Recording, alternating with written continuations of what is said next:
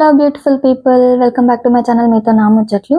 మేమైతే మార్తహల్లిలో ఉన్న విలేజ్ రెస్టారెంట్కి అయితే వచ్చేసినాం. ఇక్కడ veg and non veg both available ఉన్నాయి. మేము శ్రావణ మాసం అని చెప్పి వెజ్ తీసుకున్నాం.